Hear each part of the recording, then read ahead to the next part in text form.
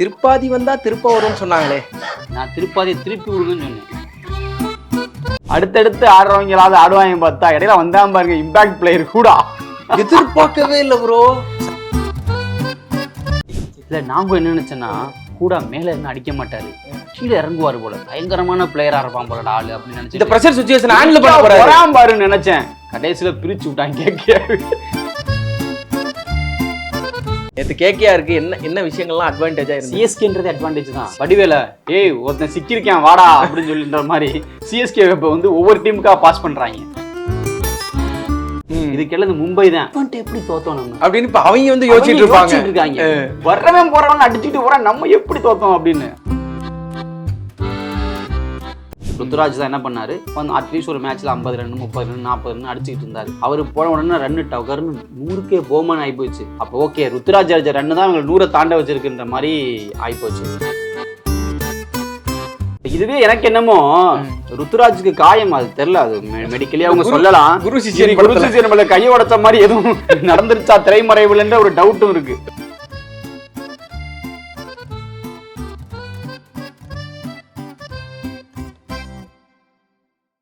Cricket only நேயர்களுக்கு வணக்கம். நான் விஜய் ஹரிஹரசுதன். மரம் வளர்ப்போம் மழை பெறுவோம் அப்படிங்கிற அந்த ஒரு கான்செப்ட்ல நேற்று சிஎஸ்கே அணி விளையாண்டுச்சு. கிட்டத்தட்ட ஒரு 51 டாட் பால் 25,000 மரங்களை நட்டிருக்கு சிஎஸ்கே அணி என்பதை நம்ம ரொம்ப பெருமையாக சொல்லிக்கணும்னு நினைக்கிறேன். மனோஜ் ப்ரோ வணக்கம். வணக்கம் ஹரி. புவி வெப்பமயமாதலை வந்து எப்படி தடுக்கலாம்னு நிறைய யோசனைகளில் பல பேர் இருந்தாங்க. தோனி ஒரு நல்ல தலைவராக அந்த விஷயத்துக்கான முதல் படியை எடுத்து வச்சிருக்காரு. ஸோ நம்மளுமே இனிமேல் அந்த படியில் நடக்கணும் அப்படின்னு நான் வேண்டி கேட்டுக்கிறேன். திருப்பாதி வந்தா திருப்ப வரும்னு சொன்னாங்களே, நான் திருப்பாதியை திருப்பி விடுங்கன்னு சொன்னேன் லாஸ்ட் வீடியோடைய. ஆனால் வந்து இல்லை திருப்பாதியை நாங்கள் வந்து அப்படிலாம் பண்ண முடியாதுன்னு கொண்டு வந்து திருப்பாதி திரும்பி போனதான் மிச்சமாக போயிடுச்சு. இல்லை என்ன தானே நடக்குது நம்மளோட ஹோம் கிரவுண்டில் வந்து இது வரைக்கும் நிறைய கிட்டத்தட்ட ஒரு 77 மேட்ச் கிட்ட நடந்திருக்கு, 70 சம்திங் அவ்வளோ நடந்திருக்கு. அதில் ஒரு 22 மேட்சோ நம்ம தான் தோற்றுருக்கு சிஎஸ்கே. அந்த கணக்கை எடுத்துக்கிட்டிங்கன்னா கூட வருஷத்துக்கு ஒரு 10 மேட்ச் நடக்குதுனால 4 மேட்ச் ஹோமில் தோத்துட்டு 6 மேட்ச் ஜெயிச்சிருக்காங்க. ஆனால் ஒரு 6 மேட்சுக்குள்ளேயே 3 மேட்ச் ஹோம்லேயே தோக்குறாங்கன்னா என்ன தான் பிரச்சனை? இது வந்து தோனி மேலே குற்றம் சொல்கிறதா இல்லை ஃப்ரான்ச்சைசி மேலே குற்றம் சொல்கிறதா இல்லை அணியோட கோஆர்டினேஷன் சரி? இல்லை தோனியவோ இல்லை வந்து பிளேயர்ஸையோ குற்றம் சொல்ல முடியாது. ஏன்னா அவங்களுக்கு என்ன வருமோ அதை வச்சு விளையாடுறாங்க. இப்போ நம்ம டீமில் பார்த்தீங்க அப்படின்னா ஓப்பனர்ஸ் என்ன வருமோ அதை வச்சு தான் விளையாடுறாங்க. ரச்சினோ கான்வேயோ வந்து பெருசாக ஃபார்மில் இல்லை. ரச்சினாவது கொஞ்சம் ஃபார்மில் தான் இருந்துட்டு வந்தார். ஆனால் அவர் அதுவும் ஒன் டேல தான் நல்லா ஆடிட்டு இருந்தார்.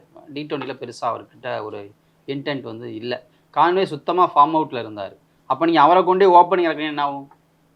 அவர் ஏப்பா நானே சும்மா வேடிக்கை பார்க்க வந்தேன்டா, என்னைய தண்ணிக்கான் படம் வந்து என் பாணியில் அவர் வந்து நான் டீமுக்கு வந்துன்ற மாதிரி இருந்தார். அவரை ஓப்பனிங் இறக்கி விட்டீங்க, அவர் வழக்கம் போல் போயிட்டார். அடுத்து ஒன் டவுன் திருப்பாதியை வந்து ஓப்பனிங் இறக்குனா தான் பிரச்சனைன்னு பார்த்தா இந்த ருத்துராஜ் சும்மா இல்லாமல் எல்போல் அடி வாங்கி போக திருப்பாதி பாரு இந்த பிளேஸில் வந்து நான் கலக்கிறேன்டா அப்படின்னு கலக்கிறேன் கலக்கி விட்டு போயிட்டாரு. சரி அடுத்தடுத்து ஆடுறவங்களாவது ஆடுவாங்க பார்த்தா இடையில வந்தான் பாருங்க இம்பாக்ட் பிளேயர் கூட. எதிர்பார்க்கவே இல்லை ப்ரோ, சத்தியமா சொல்றேன். நேற்று நாங்கள் வந்து எதிர்பார்க்காத ஒரு அதிர்ச்சி. ஏன்னா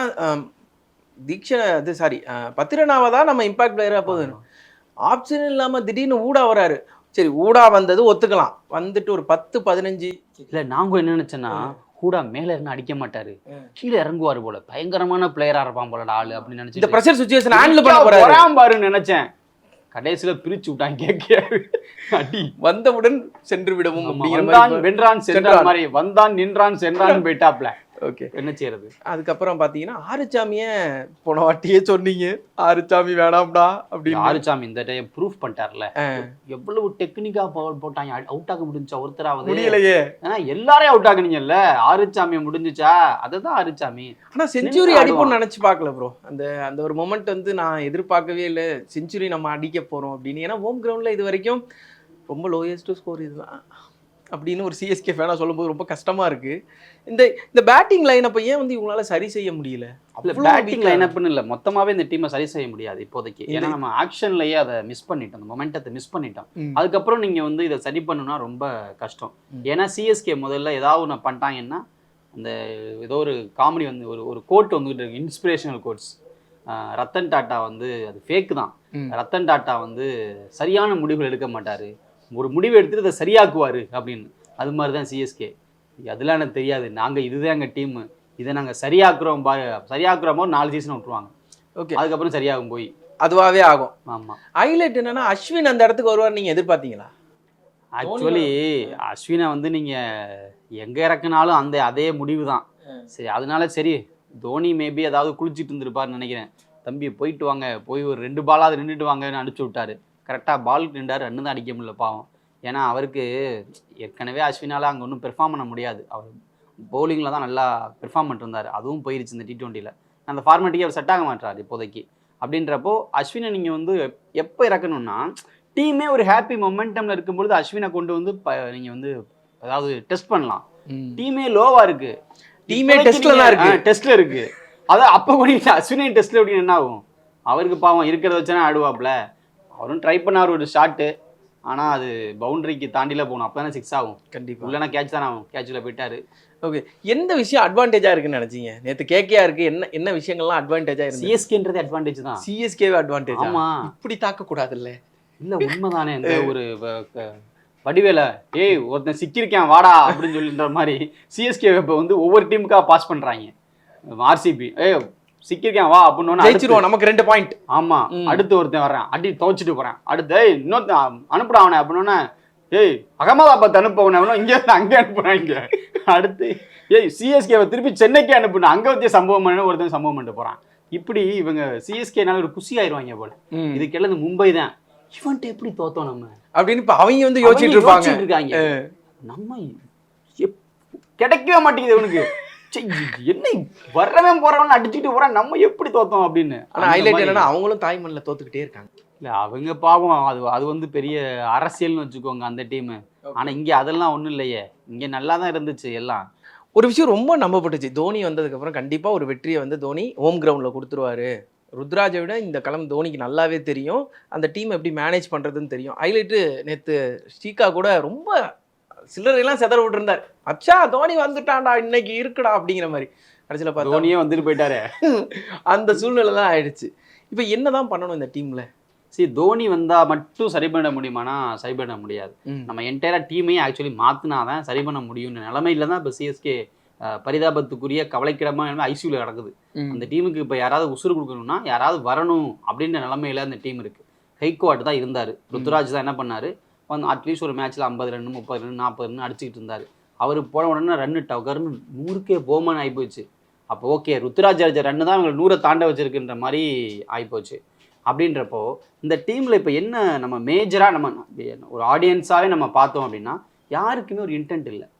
எல்லாருமே வர்றாங்க, நிற்கிறாங்க, ஒரு டெஸ்ட் விளாட்ற மாதிரி விளாட்றாங்க, ஒரு 1 டே விளாட்ற மாதிரி விளாட்றாங்க. 1 டே ரன் நேற்று யாரோ கம்யூனிட்டியில் சொன்னாங்க, டெஸ்ட்டில் கூட ஓவருக்கு 4 ரன் அடிப்பாங்க, 4 ஓவருக்கு 4 ரன் தான் அடிக்கிறாங்கன்ற மாதிரி ஒரு விஷயத்த சொன்னாங்க. பவுண்டரிஸே இல்லை, பவுண்டரிஸ் சும்மாவே அடிக்க மாட்டாங்க பவுண்டரிஸ். அது யாராவது இந்த ஓப்பனிங்கில் இறங்குவாங்களா அவங்க அடித்தாதான் உண்டு. 6 அதுவும் கிடையாது சுத்தமாக. அதுவும் இந்த ஆரிச்சாமி வந்தால் மட்டும்தான் 6ன்னு இருந்துச்சு.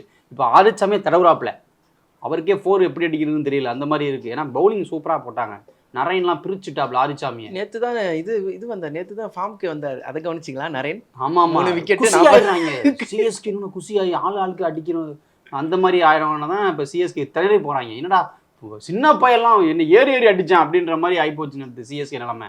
அப்போ நீங்கள் என்ன பண்ணணும், தோனி வந்தால் மட்டும் இங்கே வந்து நடக்காது அப்படின்றது ப்ரூஃப் ஆகிடுச்சு. ஆளுக்கு வந்து தோனி வந்து அதை பண்ணுவார், தோனி வந்தால் இதை பண்ணுவார்னா தோனிக்கு ஒரு கேப்டன்சி ஸ்கில்ஸ் இருக்குது, நம்ம அதை மறுக்க முடியாது. ஏன்னா அவர் அவ்வளோ கேப்டன்கள் பண்ணியிருக்காரு, இஸ் எ லெஜெண்ட். ஆனால் அவர் ஒருத்தர் மட்டும் பெர்ஃபெக்டாக என்ன பண்ணுறது? டீம் இங்கே நல்ல தளபதிகளை கூட்டி போனாதானே போரில் ஜெயிக்க முடியும். நம்ம பாவம் வத்தலையும் தொத்தலையும் கூட்டி தெரிஞ்சோம்னா என்ன ஆகும்? அவங்களால இயன்றதை தான் செய்வாங்க. அப்போ நீங்கள் அதை வச்சுக்கிட்டு ஜெயிக்க முடியுமா? இப்போ நீங்கள் ஆப்போசிட் டீமில் பார்த்தீங்களா இல்லையா, இறங்குறவங்களாம் அடிக்கிறான், 2 விக்கெட் ஜெயிச்சு போயிட்டாங்க. அப்போ அவங்களுக்கு என்னென்னா ஜெயிச்சிட முடியும்ன்ற நம்பிக்கை இருக்குது, கெப்பாசிட்டி இருக்குது. இங்கே ஜெயிச்ச முடியும்னு நம்பிக்கை தோனி மேலே நம்ம வைக்கலாம், தோனி டீம் மேலே வைக்கணும்ல, அது பெரிய பிரச்சனையாக இருக்குது. இல்லை இன்னொரு விஷயம், முன்னெல்லாம் வந்து சென்னையோட ஹோம் கிரவுண்டுன்னு பார்த்தா எல்லா டீமும் யோசிப்பாங்க, ஏன்னா அந்த க்ரௌடோட சப்போர்ட் அவ்வளோ வேல்யூவாக இருக்கும். ஆனால் இந்த வாட்டி வந்து க்ரௌடு ரொம்ப சோர்ந்து போயிட்டாங்க.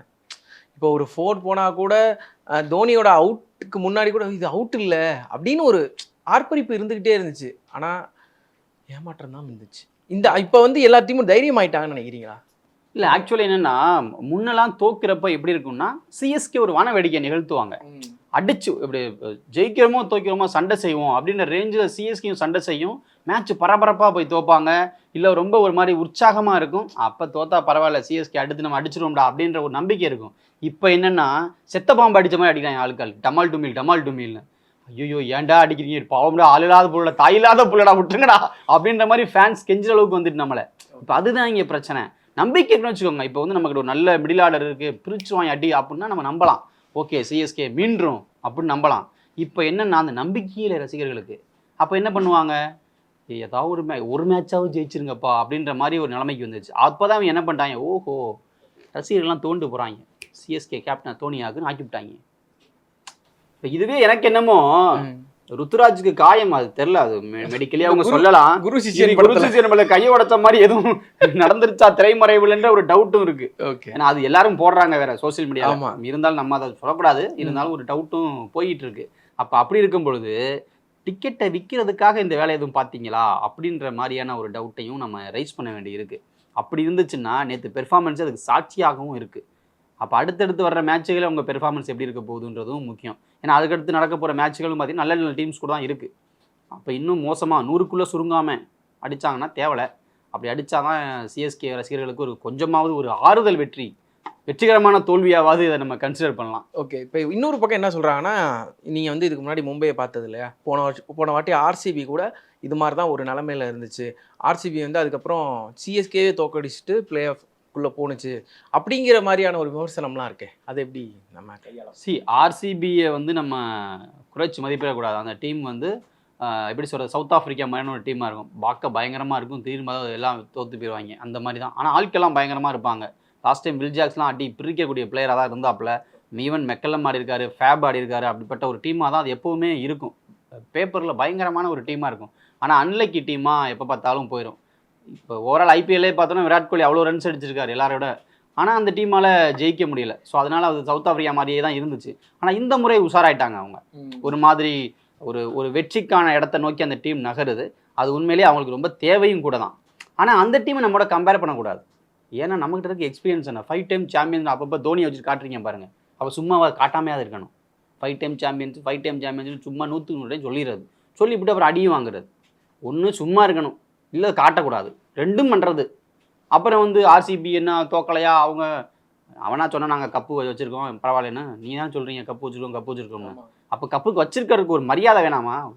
ஊர்ல பெரிய தலைக்கட்டுன்னு ஒரு பில்டப் மட்டும் வச்சிருக்குல்ல, அது பில்டப்லேயே எவ்வளோ கலந்தா வாழ்றது அப்படின்ற மாதிரி ஆகிப்போகுது. அதுதான் இப்போ இங்கே சிக்கலே. கண்டிப்பாக. இன்னொரு விஷயம் வந்து கமெண்ட்ரியிலேயே நேற்று எல்லாரும் எந்த அளவுக்கு வந்து இந்த டீமை ப்ரைஸ் பண்ணாங்களோ அவங்களே சொல்ல ஆரம்பிச்சு, இளைஞர்களுக்கு வாய்ப்பு கொடுங்க, சிஎஸ்கே மேனேஜ்மெண்ட் இதை கொஞ்சம் கொண்டு போகணும் அப்படின்னு கமெண்ட்ரிலேயே சொல்ல ஆரம்பிச்சிட்டாங்க. ஷேக் ரஷீத் ஒரு பிளேயர் இருக்காரு, அவருக்குலாம் அவங்க வாய்ப்பு தர மாட்டாங்கன்னு தெரியல. ஆண்ட்ரே சித்தார்த்னு ஒரு பிளேயர் இருக்காரு, அதுக்கப்புறம் முன்னாடி ஒருத்தர் தூங்குனாரு, அவர் டெல்லி பிரீமியர் லீக்லாம் நல்லா விளையாடின ஒரு பிளேயர் தான். அவங்களுக்கு வாய்ப்பெல்லாம் தூக்கிட்டு உங்களுக்கு கொடுக்கலாம் உள்ள ஒரு வாய்ப்பு. மட்டும் பத்தி பேசாதீங்க சார், ஆனா இம்பாக்ட் பிளேயரா வருவா, இப்படி பண்ணுவாங்க. அது ஹூடாவெல்லாம் எடுத்துட்டு இவங்கெல்லாம் வந்து கொண்டு வரலாம் கொண்டு வந்து எப்படியும் தோக்க போறீங்க, அட்லீஸ்ட் அவன் ஒரு அவங்க எல்லாம் சேர்ந்து ஒரு ஆட்டத்தை தோக்கட்டுமே, அப்படியாவது ஒரு பயிற்சி ஒரு முயற்சியில இறங்கினா கூட தேவையில்லைன்னு நான் நினைக்கிறேன். ஓகே, முயற்சியோட சேர்ந்து பயிற்சி இருந்தாதான் சிஎஸ்கே அடுத்த கட்டத்துக்கு நகர முடியும். ஒரு 4வது இடத்துக்காச்சும் நாங்க வரணும், 5வது இடத்துக்காச்சும் நாங்க வரணும்னு வேண்டிக்கிறோம் சார். நான் மும்பைக்கு முன்னாடி வந்துட்டா போதும் நினைச்சுக்கிட்டு இருக்கேன். அது போதும். ஆமா, இப்போ ஒரு பிளேஸ் கீழே இருக்கும், அட்லீஸ்ட் மேலையாவது போயிடும். கண்டிப்பா அவமானகரமா போக கூடாது இல்ல அப்படின்னு எல்லாமே இருக்கு. ஆனா தோனி வந்தது ஒரு பெரிய உற்சாகமான நடவடிக்கையா இருந்த போதிலும் கூட சேப்பாக்கத்தில் அவ்வளோ பேருக்கு அவ்வளோ மரக்கன்றுகள் கொடுத்துருக்கீங்க, அது ஒரு நல்ல விஷயம். அடுத்தடுத்த மேட்சுகளையும் நிறைய மரக்கன்றுகள் கொடுத்து புவி வெப்பமாக அதில் தடுக்கணும்னு சொல்லி ஒரு கோரிக்கையோட நான் இதை முடிச்சுக்கலாம். இல்லை, நாங்கள் அதை வந்து செய்ய மாட்டோம், அந்த நிலைமைக்கு நாங்கள் கொண்டு போக மாட்டோம். ரசிகர்கள் சார்பாக நான் கேட்டுக்கிறேன். நன்றி, வணக்கம். ஓகே.